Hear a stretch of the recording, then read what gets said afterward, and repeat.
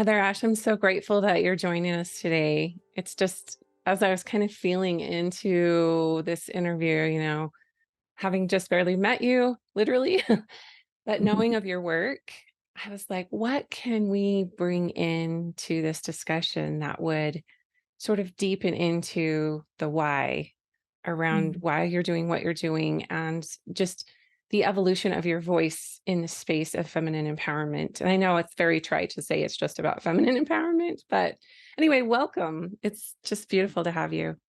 Thank you, Sherry. It's so good to be here. I'm Yay. so happy.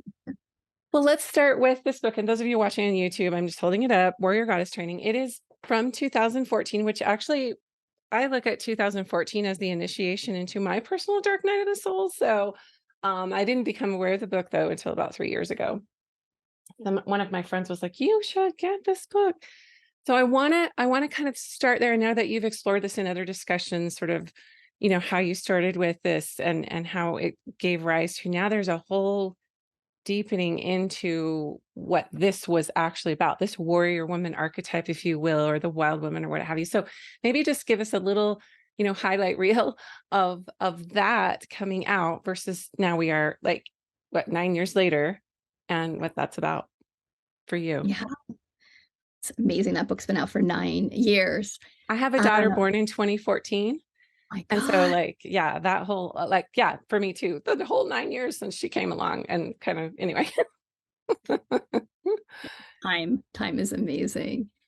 That book, it's an interesting thing because that book came out of a live program that I used to do, when I was really young, and it was something that was like an apprenticeship program where I pulled people together, and then I moved across the country, and at that time, the people I was working with were like, do something on the phone. That was like way before Zoom and we were doing video stuff. And so I was like, all right, let me try to write a program and see if we can do something on the phone. And that's where the 10 lessons of Warrior Goddess Training came out of, actually, was feeling into what could I translate that would help this group of people over a year period of time. We worked together for 12 months. And what's interesting for me is it's like the oldest program that I created and that I've been sharing that then got translated into a book. But at the time that book came out 2 years before, I had, we could say, my dark night of the soul, where my whole life completely fell apart. Mm. That my husband and I split and stopped teaching together, and it was just it was very messy and very painful. And my publisher at the time was like, "Okay, what's your next book?" And I'm like, "I don't have anything." Like, I'm and living he's the like, book "Well, what right if," now. I'm like, "There's no book in me." And he's like, "Well, what have you written already? Send me something you've written." And I sent one thing and he's like, "This isn't it." And then I'm like, "Well, I have this program for women." And he's like, "Send that to me." And Mm, that he was like, "This is it." And so just like to have that book come out of such a deep rip in my life and then transform into really finding my voice in a new way is how I would say it. And to be able to hold myself through that really, really hard time. And what I learned with that book coming out and being with what I was processing at the time is really not to abandon myself no matter what. mm. Because there was this stretch that happened of my own personal going into a really deep healing and then the book blowing up. 'Cause it How did blow up, wasn't it, like bestseller all over the place? it was bestseller for 4 years in 2 Mm, categories on Amazon, and yeah, it completely shifted my life, mm. and and and stretched me in so many incredible ways, and it was a very challenging time, but now looking back, I'm so grateful Mhm. because I am so much more compassionate, gentle, wider, deeper than I was before So that you like experience. using Yeah. those gestures of like stretching, like Mm. expanding, like so painful. It's, when you're in it, you don't have the semblance of awareness of what is actually happening. And it is an alchemical process. So that book, came out in 2014, and I became aware of it a few years ago, where my friend was like, "You need to get this." Um, and I have a couple of things highlighted, but I'm also there's two things. So I'm really, really interested about your connection to Don Miguel Ruiz. Many know him as this Toltec wisdom teacher. But then also I want to talk about now you're moving into deepening into this other really exploring women's wisdom. Like I think your next book is going to be called Wide, Willing, and Wise. And I'm interested in those choice of words. Well, let's start with Don Miguel, and then you can take us through that journey. Yes. So I was like we talking about the feminine and the rise of women and like serving this transition I believe that we're in of women really finding their power. And before Warrior Goddess came out, before I met Don Miguel, I was part of a goddess community, which I loved deeply. And I was teaching women's empowerment. And there was a point within the community where I realized we're missing something. Like something's not, I didn't have the language for it. I just had this sense of like, there's something that we don't quite have yet. And so I did a big prayer and I was like, all right, I don't know what we're missing, but help me find it so that I can bring it back to my community. And literally a week or two later, I had a dream. And in that dream, this powerful shaman human shows up and just looks at me. And I was like, oh, okay, that's the next step. And I woke up and I'm like, right, where am I going to find this person? I live in a tiny town in Northern California. And another week later, someone came into my office and said, oh my God, you have to meet this man.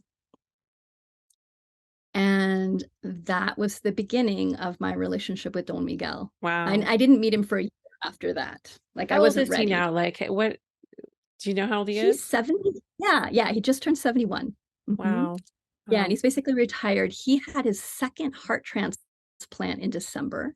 Wow. So yeah. He had a heart transplant, I guess, 12 years ago, and then just had his second one. So he's So that hanging was, with children and yeah, I had his the Four Agreements and something like it's like a sacred text. I mean, it's it amazing. is. So that It became is. like super New York Times bestseller, like the whole thing. What did he come in to show you? Like you said you had this community of women who were on this kind of goddess path or the warrior and kind of letting their power rise and giving that permission, but there was this element that was missing. So what did he bring into that for your work? What he brought in, I feel, is to that goddess energy is the warrior and the clarity of looking at old agreements and pulling the energy out of those old agreements so that we can let our natural connection to the divine come through. And so what I really got from Miguel was the recognition of we're not broken, there's nothing that needs to be fixed. And that a lot of like I had gotten stuck in this kind of empowered victim mentality, and I'd seen that in my community of like, Yeah. you will never let anyone, nobody's ever going to abuse me again. And it wasn't healed. And so to realize how much agreements and layers that I had, and to learn the tools to uncover, to come back into relationship with the divine, myself, my intuition. That's really what I got from Miguel. That, and I'd say like that warrior, and then also a model of pure unconditional love. Wow. That's what He, I'd have yeah, never met him, but that's what's coming out of the pages yeah, of his yeah, books. Yeah. absolutely. Yeah. And I met him before there was a book.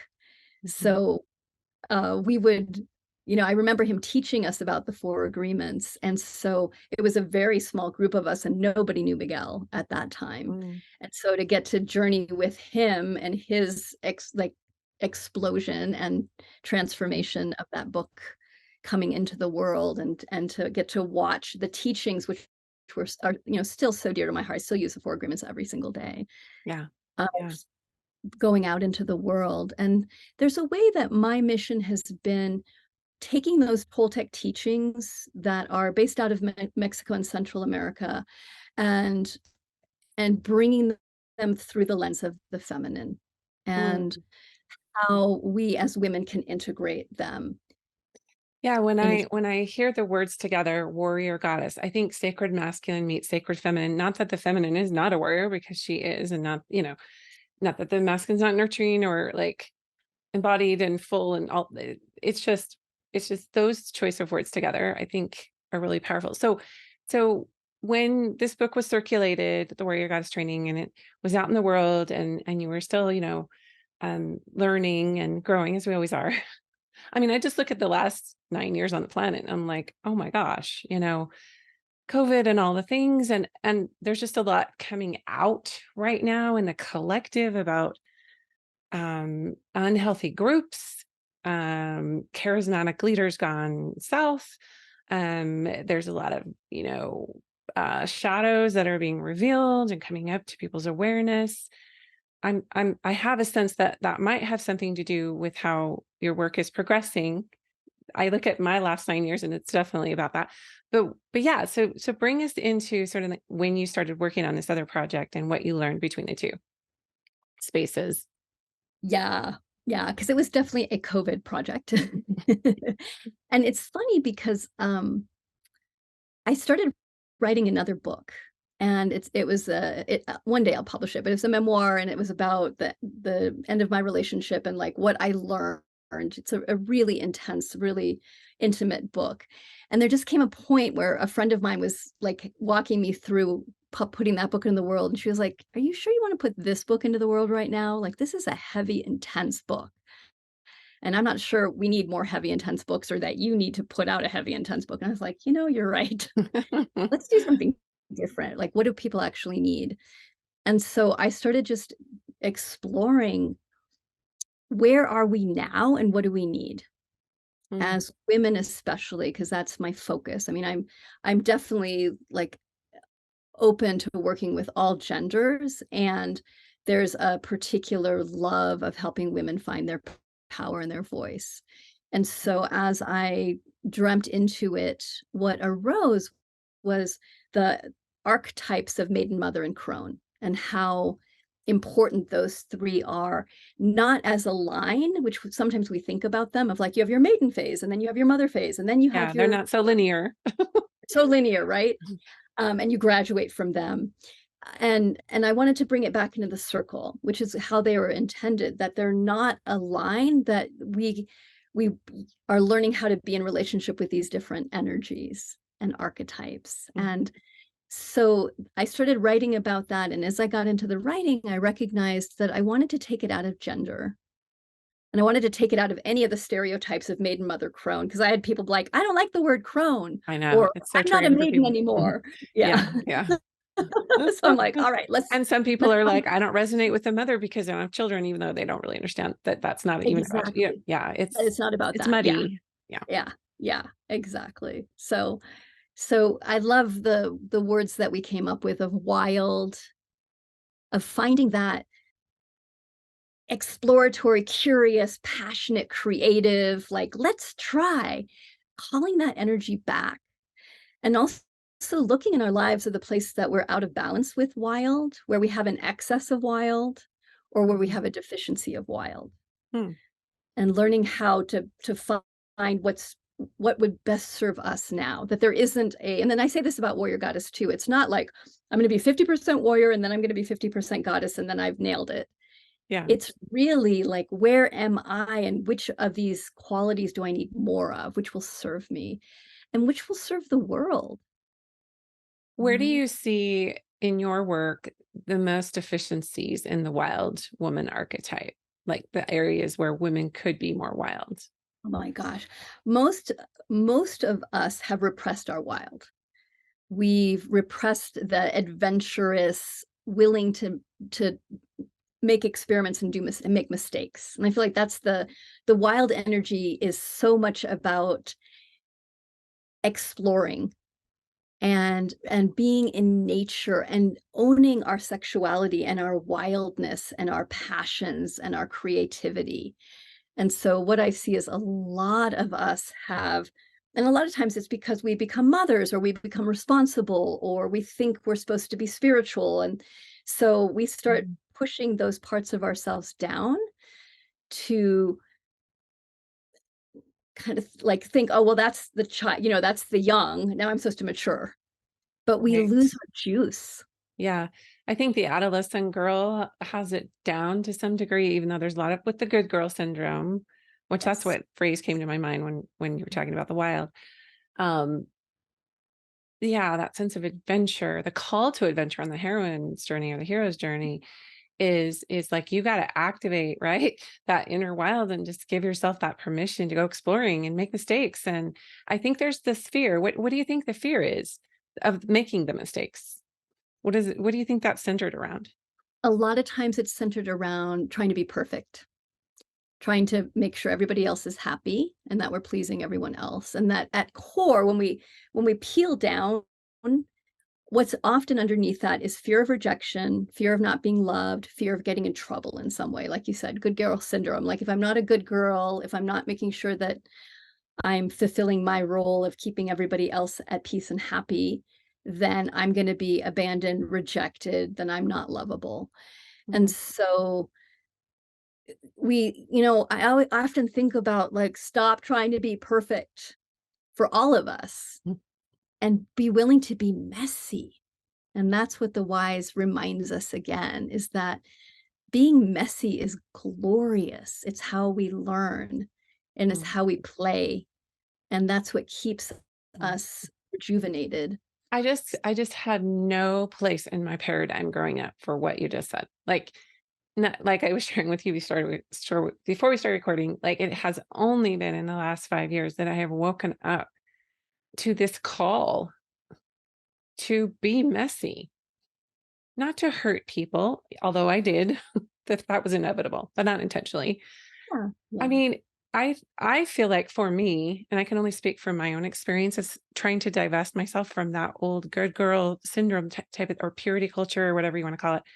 For me, the fear was I'm going to let people down and they're going to leave me. My community is going to leave me. People are going to reject me and then I'll be alone and they won't respect me and they won't understand me. And there's just been this deep need for people to actually understand my intention. Um, and so for all intents and purposes, 2019, the year I turned 50, was the year that, I mean, maybe in some circles it looked like everything was great. It's the year I actually launched this podcast too, because I felt like I was going to implode if I couldn't get things out. But there was also this messy part of me that no one had seen before because I was really trying to get to the real. I truly, truly only wanted truth and realness. I was done with fake.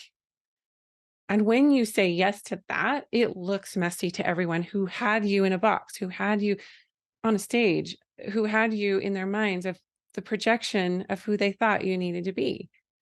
And I was just torn with all these, talk about the stretching. It was tearing too. It was tearing at me. The expectations and then letting people down thing. For me, that's for women, it feels like that's very tied into our worth. Yeah, and especially when we've been, raised to be a particular way and thought that I have value if I do these things that I was told, whether that's becoming a mother and getting married, or whether that's becoming a doctor and surpassing all the male counterpart, like whatever it is, there's often this outside force that's telling us this is what it means to belong. Mm, If you want to belong, you have to follow this role.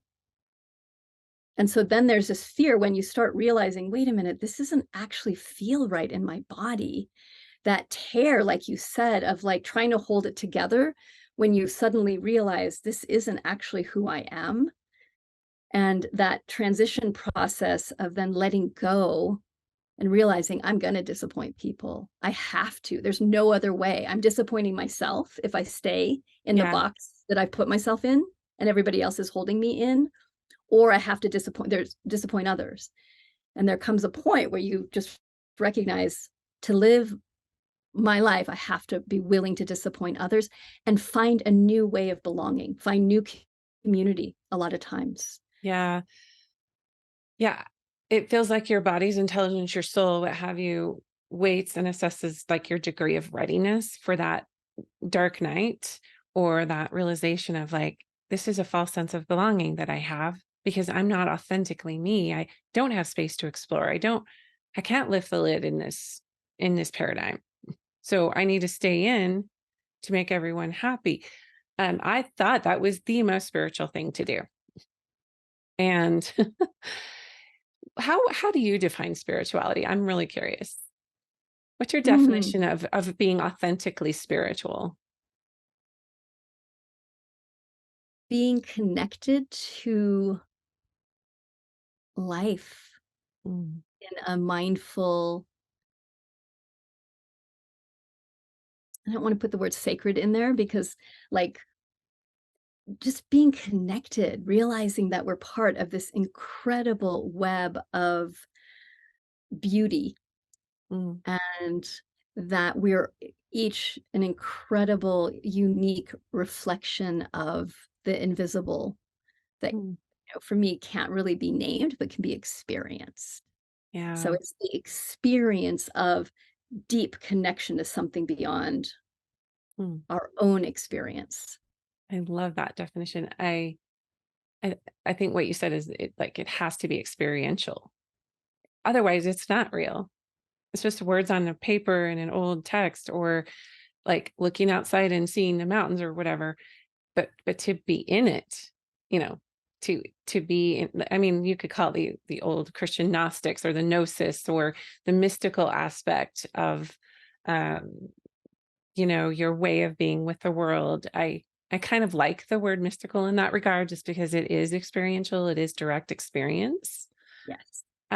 So what about the willing part of it? So we're saying, okay, now we're accessing this inner wildness, this childlike curiosity, this I want to go out, because we came here to feel it all, and to experience. So we've given ourselves that permission. Now, where does the willing thing come in after the wild? Yes. And that comes in that when we start to step into, I want to create things that are sustainable, and that takes choice, it takes some sacrifice, it takes a willingness to go beyond, like, this is going to feel good in the moment, which is connected to wildness, or this is going to be really messy, but that's okay. There's a shift that happens when we step into that willing, where we're like, oh, there's actually consequences to our actions, and there's Mhm, choices that need to be made.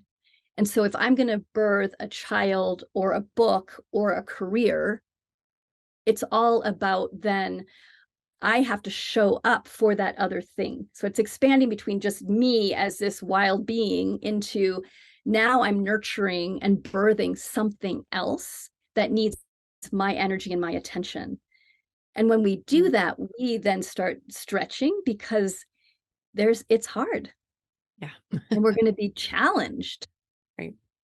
And Yeah. that's where the willingness comes in of, like, yep, I'm willing to stay up with my kid all night while they're throwing up and then get up the next day and do it again. I don't know how I'm gonna Mhm. do this, but I'm willing. I'm Right. willing to show up for, Mhm. whatever it is. Yeah. It reminds me of a saying that Oprah always says, like her prayer every morning is, use me, God, use me. It's just like opening to, hey, whatever arises, let it be. It is what it is. And I will embrace it. And that's the word, like when I think about willing, I just like, well, I'm going to embrace it instead of just subsist in it or endure Yes. it. Hey, just a little break in our episode to let you know that those of you who were on the wait list for the Women's Wisdom Circle, that registration is now live. So this is a 6-month sacred circle for women wayshowers. We are going to begin our journey on spring equinox, March 19th. We will end our journey on autumnal equinox, September of this year. Go to standspeakshine.com/WWC, or you can just go to my website, CherieBurton.com, and you'll see it there on the homepage to find out more. So excited. I actually slashed the price in less than half of what I was going to charge. And so it will include 20-minute clarity call with me, as well as some fun soul declaration cards that I'll ship to you. You will also get 6 months free of my new Mind, Body, Soul membership. So once again, that's CherieBurton.com or standspeakshine.com/WWC. It's going to be glorious alchemy and transformation. I hope you can join us.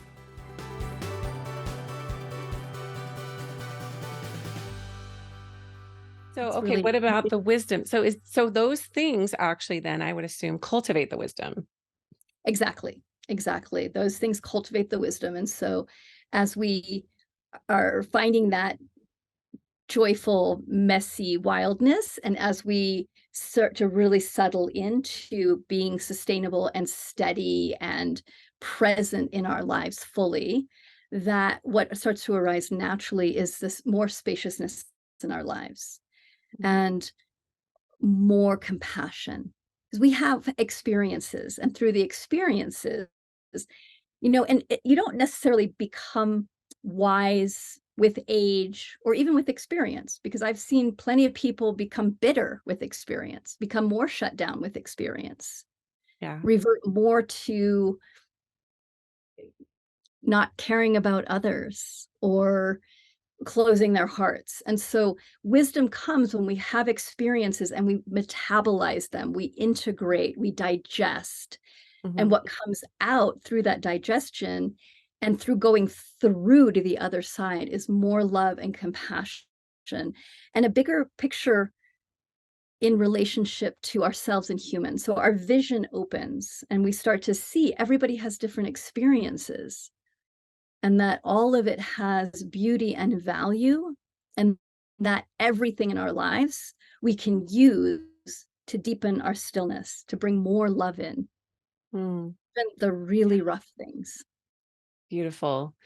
Yeah, it feels like just listening to you that wisdom is experiential. Like there's knowledge that's like your head, what's in your head, the information you've amassed or the things you've learned, let's just say intellectually, but the wisdom gained from experience is a whole other level of expertise, or I don't even want to say that. Yeah, just I look at like the wise woman elder. Um, and how I believe, hopefully in my lifetime, by the time I'm very elderly, that we will have embraced that in our culture. I'm Gen X. I'm sure you are too. Like, what is that going to mean? What's your vision for that? What do you see, not just with the feminine, not just with women, but you said you're like, this is about all of us coming together. Do you have a vision for that? What do you see? Hmm. Well, my hope is that, we're in this interesting time where, I would say the patriarchy is like going, shit, we're losing control. Oh no. Lamp down, right? Yeah, Like, doubling how do down. we Yep. get everybody back in the box? And the young ones are like, there is no box. Gender's super fluid. There's this expansion and new ways that their brains are wired differently. They're just wired differently, which is great. Yeah.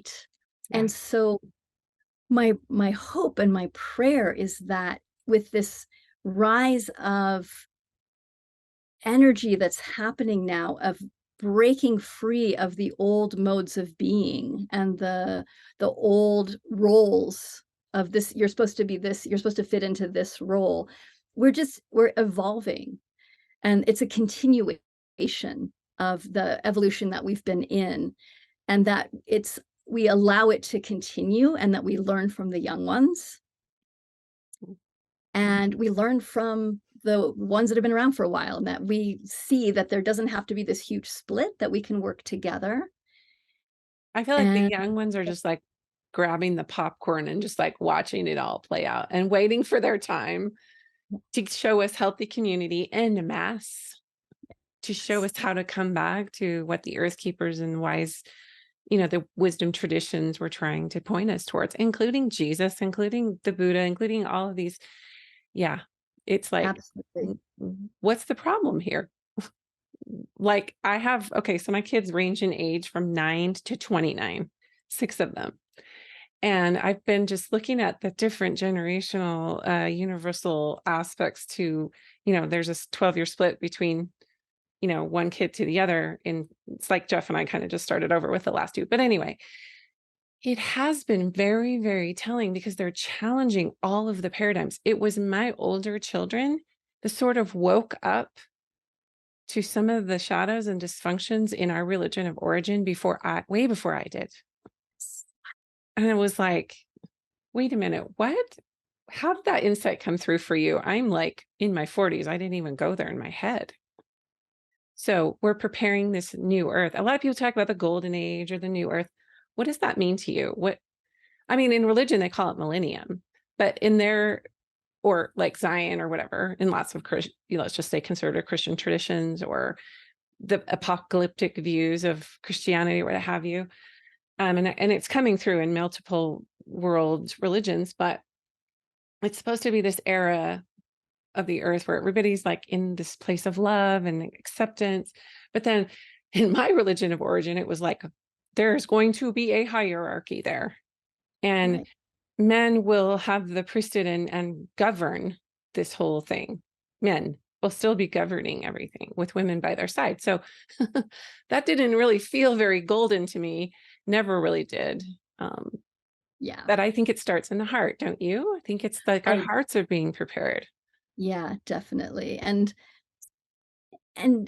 for me, any religion that puts humans at the top is suspect. Mm-hmm.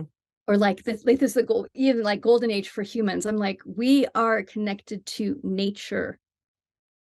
And for me, where I would love to see us go is to recognize the wisdom of plants Mm-hmm. as our teachers, and that they are one of the oldest guides that we have, the connection that we have to animals, that we come back into the cycles and the seasons, and that we learn to embrace the dark as much as we embrace the light. Because so much of what we hear is like enlightenment. We're like, there's going to be this beautiful golden time where everybody's going Bliss. to get along, bliss. Bliss Yeah. state, inevitable, like internal Yes. bliss.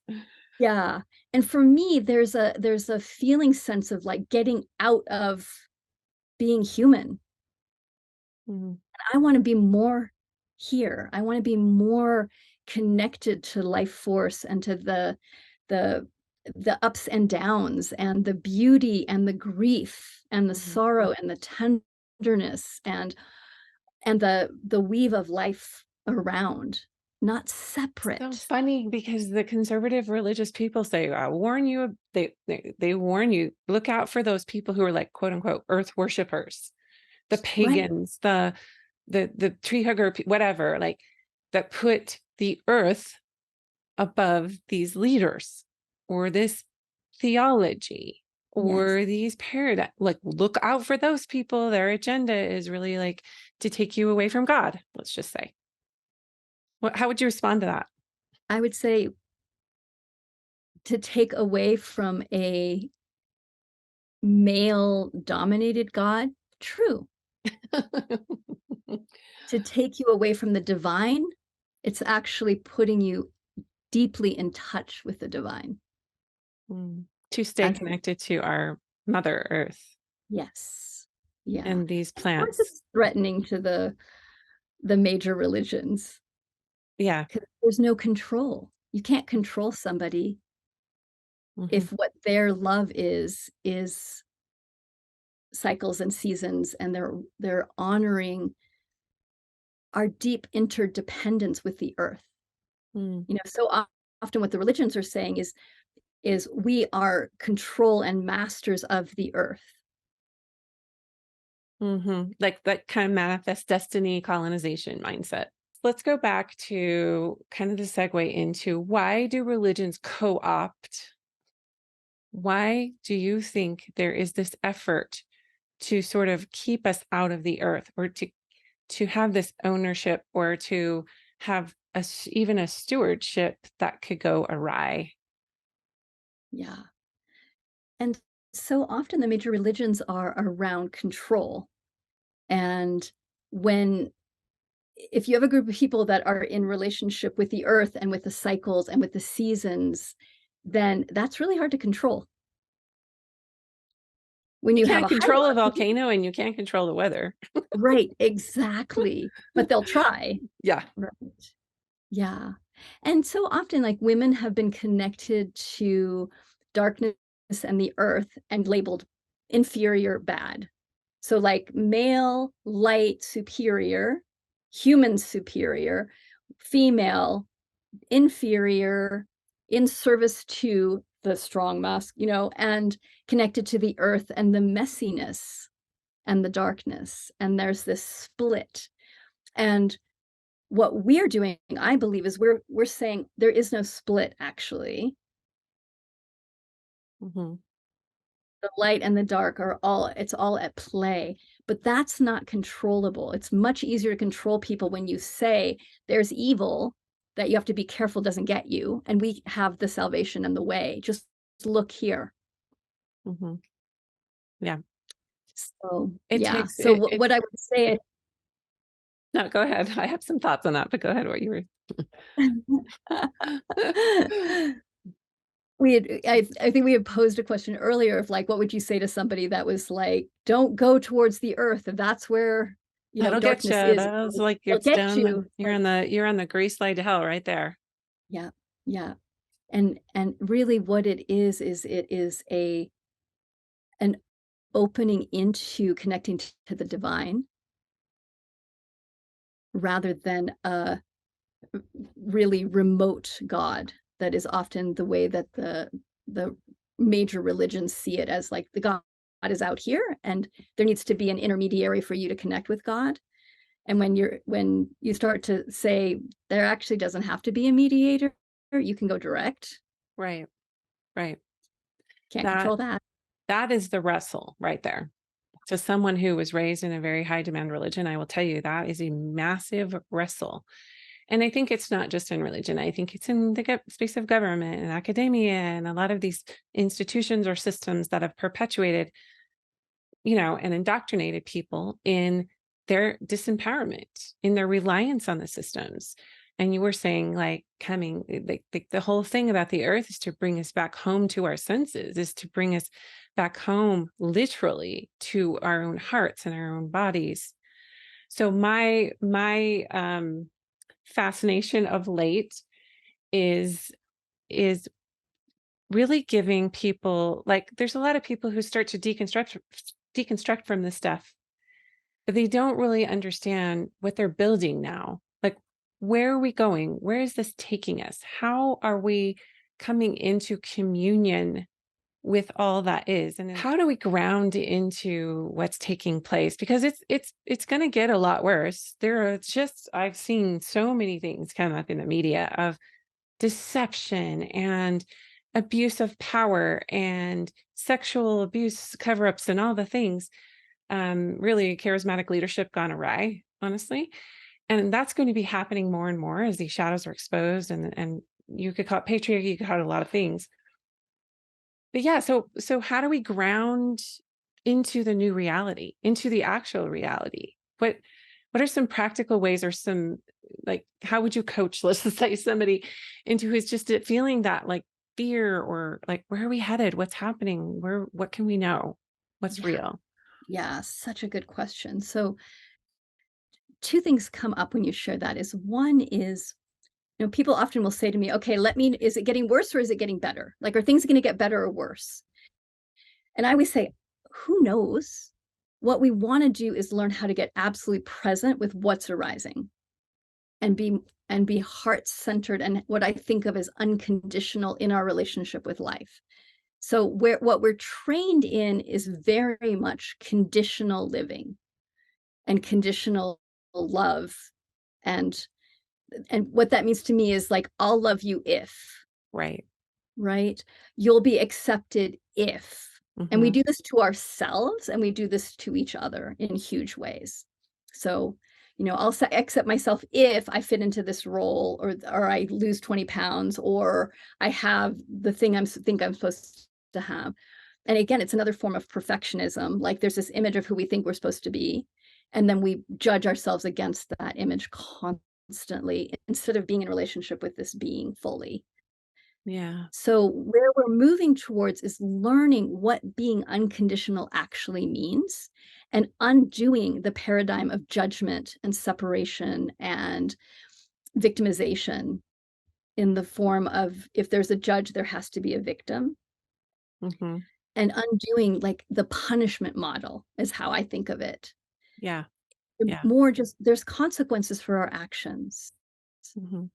When we take responsibility, we understand that, and this is where the wisdom comes from, there's consequences, which means I wanted to be mindful of my choices. I can't control other people's choices or other people's responses, but I can be more mindful of how to be more unconditional in relationship to self and others. And that includes making clear boundaries. You know, sometimes people think about unconditional and they're like, that means just loving everybody no matter what. And it's like, yes, it means learning how to love people and how to make boundaries and how to speak your truth and how to be really clear How to be about wild. where you're putting energy. Yeah. So Keep that, I on. feel like that's what we're moving towards. Yeah. Oh, I love that so much. I have similar sentiments, although you've articulated it really well. In terms of, where I'm at with that too. It's just I foresee a time, and I'm grounded and anchored in hope here that we are rapidly moving towards this, although the pendulum is definitely swinging and it's a lot's coming to the surface. But I have held space in my own being, in my own mind and heart for this vision of of a world that just understands and really sees people, doesn't see their bodies, doesn't see, like, sees their soul, sees them for who they are in their messiness, in their humanness, as you say, and also like their divinity or their sacredness or whatever that word is. um the purity of intent, the infinitesimal worth that the each person has. um I still work on these prejudices and biases within myself. I recognize a lot of it as programming, very early programming. But I also recognize that at some point, I have to be unconditional. I have to practice what I preach. I have to not teach it because that's my natural thing to do, but to actually, or to coach people on it, but to actually be with myself that way. So, as we kind of round our discussion out, HeatherAsh, this has been so great. I would love for you to share with our listeners some ways of being with that you've seen in terms of unconditional self-regard, or, because it does start with us. What are some ways that you've seen are effective with people, women, let's just say, as that's, the lion's share of your work, practicing that? No, that one of the first ways is like you said, is that we're often so conditional with ourselves. And so when we turn within to have the willingness to go through the process of learning how to be in relationship with ourselves in different ways, of learning to see, and I think about it, it's really the foundation is awareness. And the awareness is, how am I talking to myself? How am I viewing how am I in relationship to my body? And I think all of us there's four aspects. There's our mental body, our emotional, our energetic, and our physical body. And so coming into harmonious right relationship with these aspects of selves, unconditional, is becoming aware of how are we treating ourselves, and then raising more energy to change the old patterns and behavior. So the Mm, awareness helps us to start to see, but we mm, then need energy to change. And that's really a lot of what my work is helping people become more aware, but then also look at where they're losing energy to bring that energy back, so that instead of then going into judgment, it's like, whoa, whoa, whoa, come back, stop, take a breath. All right, where do I want my attention to go?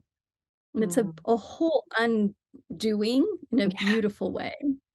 I wish they would And one of teach this in elementary schools, this oh my process. god, I know, me too, me too. And And in one churches, yeah, just everywhere. everywhere. But one of my favorite really simple tools is this idea that what most of us get trapped in, we can say, is our mind starts judging us. And then we judge ourselves because we're judging, because we know we shouldn't be judging ourselves. And then we beat ourselves up. And then we feel victimized because it's not my fault that I'm judging myself. I had this really hard childhood. And we can get into these whole run-on sentences, or what I call disaster mind, where we start beating ourselves up for things that happened in the past, or worrying or judging ourselves for things in the future. Which is like And a depression lot and of us, anxiety spectrum, right? totally, totally. And our mind is loves making disasters up and looking at worst case scenarios. And so if we can start thinking about, like, our minds tend towards run-on sentences, and we want to get better at punctuation. That Mm, anytime we see our mind going into worry or anxiety or punishing ourselves for something in the past, that we just go, period. mm, What I love to do is then go, hi, sweetheart, right here. Like, come here, like mm, gentle sweetness, period. Come back. mm. And that lands us in the present and opens our heart again. And then usually the mind takes off again. And then you're like, nope, come back, sweetheart. And to really feel, where do we want to put our attention? And I love what you said, of that you have a vision of ho- how we could be in relationship with each other and ourselves. And I think each of us individually needs to find what that vision is of what we're yearning for, Mhm. and then capture our own attention, period. Hi, sweetheart. Put our attention where we want it to go. Mm. It takes practice. That's just so clear the way that you describe that. And it also feels like, okay, if it starts with the individual instead of us trying to go fix and, have pickets, and those are great. Activism is amazing. It really is. But the real revolution is going to come within how people, uh, l- the way that they rest into themselves and don't take all of this internal energy of this, like the warrior and the, like, let's fight. This is not right. And taking all of that and just sitting with that tension and letting it work in us alchemically, and then get grounded enough to be a force of real revolutionary change in the world, which is not anger. It's more collaborative and more invitational. And that's the world I see. This, I don't know, it's like, think Knights Templar with, multiple faces and voices and genders and like, it's like we are all in this together. Like, I've got you, you've got me. Let's all talk about this. And I think that that's the element that's been missing in patriarchy, is that it's not including all voices. That is what has gotten us into this mess. It's it's like you said, you're either with us or you're against us. You either believe like we do or you don't belong. You either perform to these standards or you're not, quote unquote, worthy enough to be part of our group. Yeah. Well, Yeah. any other thoughts around that? If we wrap up, and then you can share with our listeners where to find you online and all your glorious things that you're Yeah. doing and all of that. The one last thing is one of the things I've been really studying is indigenous wisdom, and how there's new methods that are coming forward that are old methods, but that of, like, there's a lot of wounding that we're navigating, all of us, around, you know, a lot of things, but that there's this idea of, instead of exactly what you said, like, instead of when you have, like, a perpetrator and a victim, what we tend to do is say the perpetrator must get punished. Mm, And what indigenous communities are saying, well, wait a minute, we're dealing with a lot of wounding from colonialism and breakdown of our societies, and to then just put the perpetrator out doesn't actually heal anything, it just keeps it going. And so what's starting to happen in some of these communities, and I think this is a model of where we get to go, which is really messy and difficult, but it's the way forward, is everybody gets brought in. Everybody goes into ceremony. Everybody heals. And that mm, there's like, how do we all heal together, understanding that everybody's hurt here. mm. Everybody's hurt here.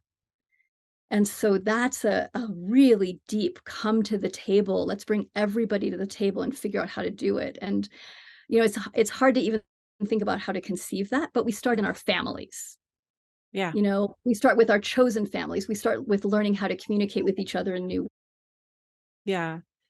And the new way is just deep listening. That is what the feminine really is, right? Exactly. Oh, Exactly. well, Heather Ash, this has been so Exactly. amazing. Can you tell our listeners the best place to find you online and what you're currently all about? Besides waiting for your amazing book to come out, which I can't wait to read.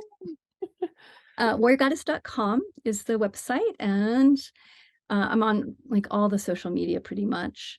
And I have a new Substack, so that's where I'm putting my writing energy into this. It's been so fun. It's called Out of the Fire, Dancing with the Contradictions Ooh. of Life. So yeah, I went through a big wildfire last year, and it kind of Mhm. created a lot of um, just a big shift in my life. And so that's where I'm pouring my energy right now. So that's at substack.heatherash or heatherash.substack.com. It's a Mm. great place to connect with me as Well, your well. writing certainly does speak to the soul, and your work is very integral, especially at this time. I'm glad that was one of the gifts of COVID, is that a lot of people just rested into their real work in the world and wanted to be part of the solution, if you will. So thank you for your work, and thank you for taking the time with us today. Thank you so much, Sheree, for all that you're bringing and the gifts. And what a beautiful interview. Thank you so much. Thank you.